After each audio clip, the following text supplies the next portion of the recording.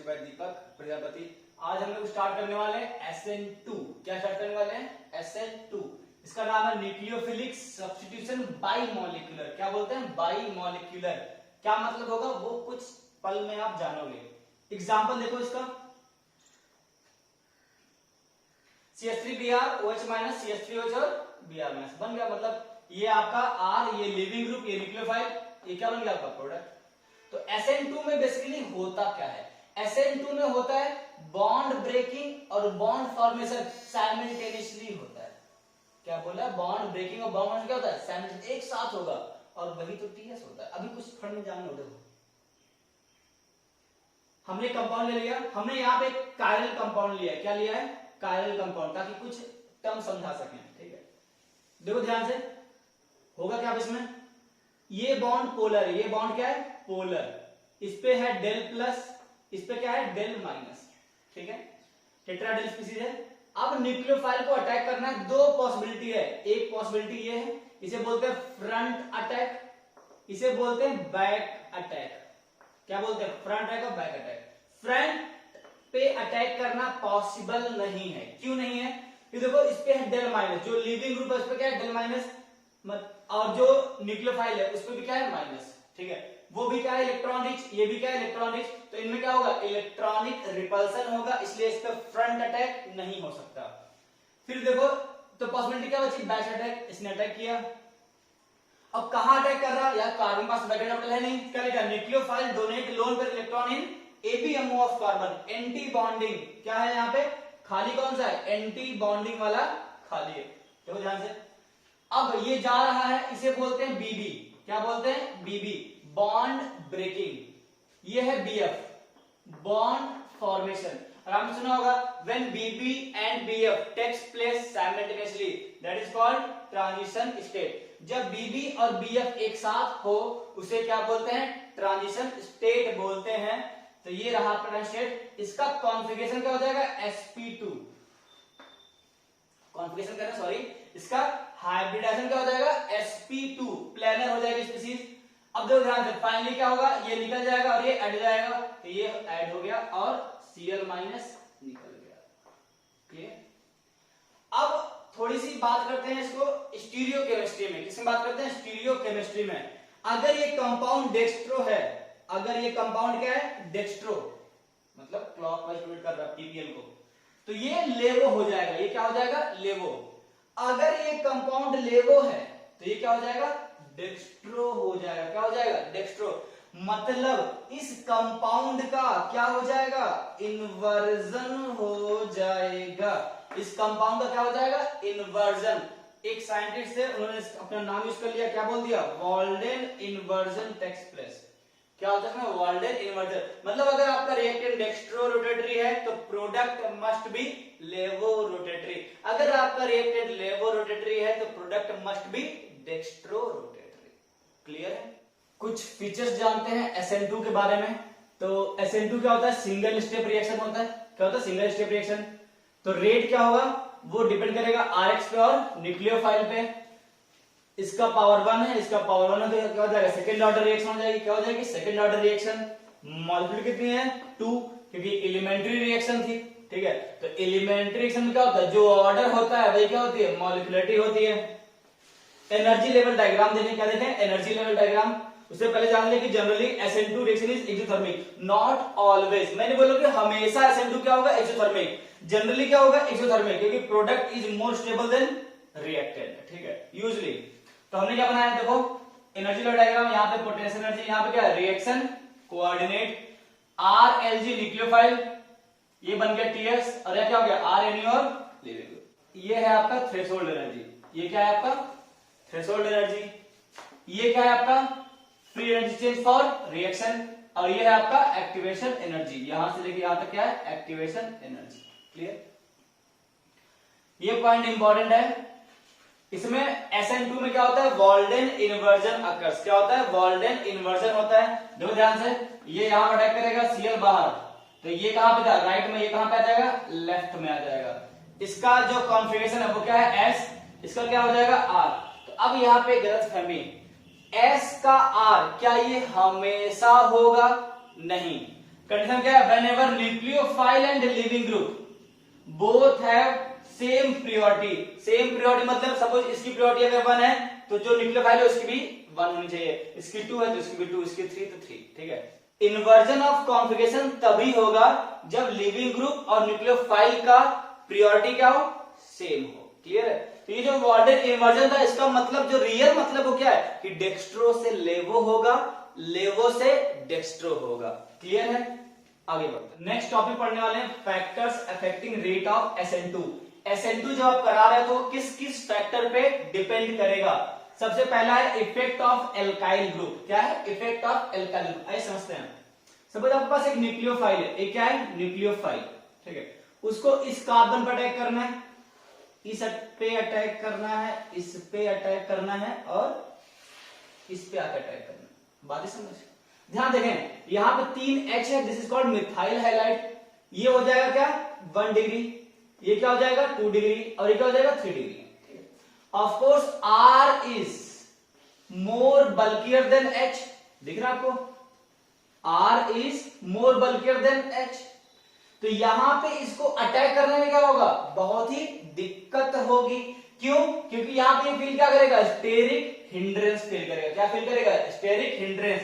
मतलब यहां पे आप साफ साफ बोल सकते हो कि rate is inversely proportional to, बताओ किसके,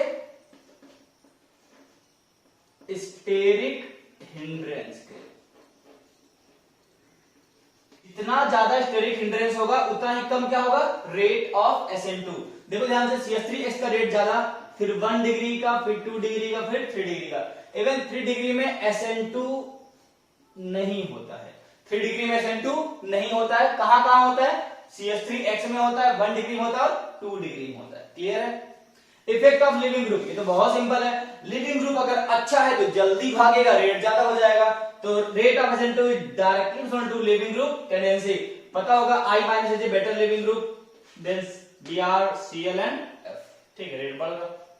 नहीं देखो, effect of nucleophile, effect of nucleophile दो फैक्टर डिपेंड करेगा। पहला है कंसंट्रेशन ऑफ न्यूक्लियोफाइल, कि जो आपने न्यूक्लियोफाइल लिया वो कितना लिया है, 1 molar, 2 molar, 10 molar, 100 molar. Next है रेट टू न्यूक्लियोफिलिसिटी, कि अगर अच्छा न्यूक्लियोफाइल है तो क्या होगा, थोड़ा बुरा न्यूक्लियोफाइल है तो क्या होगा। देखो ध्यान से, पहला क्वेश्चन A और B कंपेयर करो आप, ये सेम है, RX सेम है, कंसंट्रेशन में डिफरेंट है, ये 1 मोलर और ये 2 मोलर है। बताओ किसका रेट ज्यादा हो जाएगा, B का A से रेट क्या हो जाएगा ज्यादा, because rate is directly proportional to concentration of nucleophile, क्योंकि ये RDS स्टेप में था। नेक्स्ट देखो, RX सेम है, एक बार अटैक किया OH माइनस, एक बार पानी का, OH माइनस और पानी में विच इज बेटर न्यूक्लियोफाइल, बताओ। OH minus is better nucleophile, क्या हो जाएगा, A का रेट क्या हो जाएगा ज्यादा, किससे, B से। इसलिए हम लोग एक बहुत ही इंपॉर्टेंट लाइन यूज करते हैं, ध्यान सुनना, this is the most important line, strong nucleophile favours SN2। अगर न्यूक्लियोफाइल स्ट्रॉन्ग हुआ तो क्या होगा, SN2 फेवर होगा। क्लियर है। फोर्थ पॉइंट को देखते हैं, effect of solvent, effect of solvent, कि अगर आपने सॉल्वेंट पोलर प्रोटिक लिया है तो रेट ज्यादा होगा, या पोलर ए प्रोटिक लिया है तो रेट ज्यादा होगा। देखिए ध्यान से, लाइन का लिखिए, polar aprotic solvent favours SN2 reaction. ये लाइन आपके जहन में रहनी चाहिए कि पोलर ए प्रोटिक सॉल्वेंट क्या होता है, SN2 का रेट बढ़ाता है। क्यों बढ़ाता है, because anions are free to move. हमने सॉल्वेंट का फंडा बता रखा है आपको कि अगर पोलर प्रोटिक होगा तो क्या होगा, एनायन को सॉल्वेट करके रखेगा। पोलर ए प्रोटिक होगा तो क्या होगा, एनायन को सॉल्वेट नहीं करता, वो फ्री है, जाके अटैक कर लेगा। ठीक है, देखो ध्यान से, CH3Cl है, OH माइनस है, एक बार हमने लिया PPS, एक बार क्या लिया, पाप्स, क्या लिया, पाप्स। बताओ किसमें रेट ज्यादा होगा। देखो ध्यान से, ये OH माइनस क्या होगा, इसके साथ बॉन्ड बनाया होगा, क्या बनाया होगा, बॉन्ड, आयन डाइपोल, सही है। इसमें ये क्या है, बॉन्ड नहीं बना, ये फ्री है, ये क्या, फ्री टू मूव, क्या करेगा, जल्दी अटैक करेगा।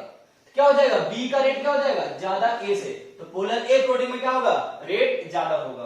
नेक्स्ट देखो, ये पानी कैसा है, पोलर प्रोटीन। अब हमने सॉल्वेंट तो सेम रखा है पोलर प्रोटीन, लेकिन न्यूक्लियोफाइल क्या कर रखा है, डिफरेंट रखा है। बताओ, पोलर प्रोटीन सॉल्वेंट है, तो पोलर प्रोटीन में इन दोनों में इन दोनों में कौन अच्छा न्यूक्लियोफाइल है? कौन सा न्यूक्लियोफाइल है? एसएच माइनस क्या हो जाएगा rate be greater than A. Sir SH minus क्यों है? इसके लिए भाई साहब आप पूरा लेक्चर देखो सॉल्वेंट का, ठीक है।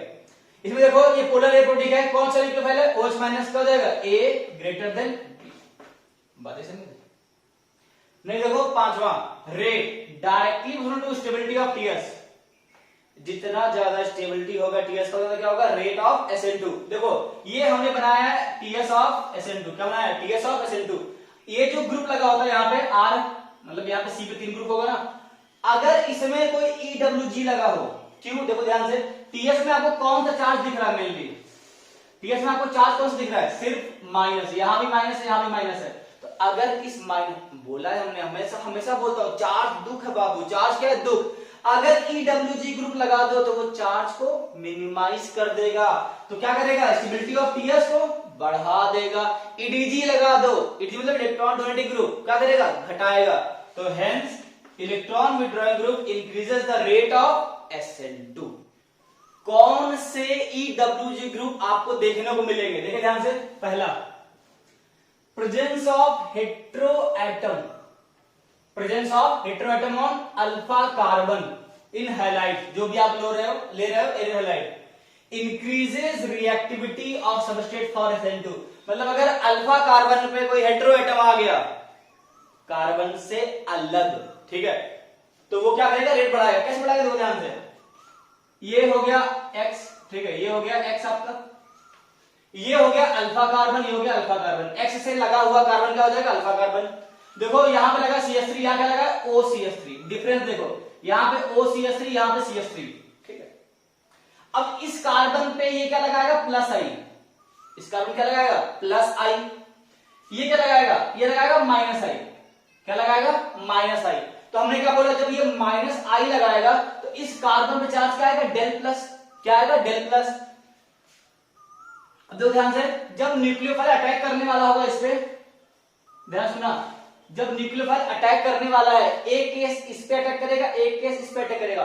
बताओ न्यूक्लियोफाइल को आसानी कहां होगी अटैक करने में? सिंपल सी बात है, जब इसने इलेक्ट्रॉन खींचा, इस पे डेल माइनस, इस पे डेल प्लस आया, इसने खींचा, इस पे डेल माइनस, इस पे डेल प्लस आया, ये और खींच के इसकी इलेक्ट्रॉन डेंसिटी कम कर रहा है, मतलब पॉजिटिव चार्ज बढ़ा रहा है, बल्कि ये इलेक्ट्रॉन दे रहा है जो पॉजिटिव चार्ज को घटा रहा है। इसका मतलब न्यूक्लियोफाइल क्या करेगा? इसमें जल्दी अटैक करेगा। तो रेट क्या हो जाएगा? A greater than B, A greater than B.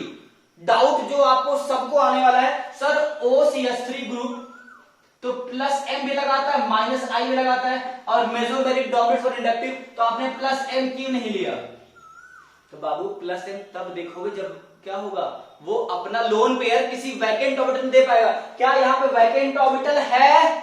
अरे हाँ या ना? क्या इस कार्बन के पास वैकेंट ऑर्बिटल है ही नहीं। अगर यहाँ कार्बोकैटायन बनता, अगर यहाँ पे कार्बोकैटायन बनता, तो ये अपना लोन पेयर से कोऑर्डिनेट कर देता, लेकिन इस कार्बन के पास कोई वैकेंट ऑर्बिटल नहीं है, तो OCH3 का प्लस M नहीं देखोगे, ठीक है। कहां देखोगे? किस में देखोगे? वो आगे आएगा, SN1 में आएगा, ठीक है। नहीं तो यहाँ पे सिमिलर, यहाँ पे क्या आएगा? ये खींचेगा डेल माइनस, डेल माइनस, इसमें क्या आएगा? डेल प्लस, ठीक है। ये CH3 का लगाएगा प्लस आई, ये क्या लगा रहा है? माइनस आई। ये खींच रहा है, ये क्या कर रहा है? खींच रहा है, और ये दे रहा है, मतलब ये क्या करेगा? इस पे जल्दी अटैक करेगा। क्या हो जाएगा? A greater than B, A greater than B, ठीक है। अच्छा अगर मैं इसमें कंपेयर करूं, इसमें इन दोनों में, सपोज ये A डैश हो गया, ये क्या हो गया? A डैश, सपोज ये A और ये A डैश, बताओ किसका रेट ज्यादा होगा?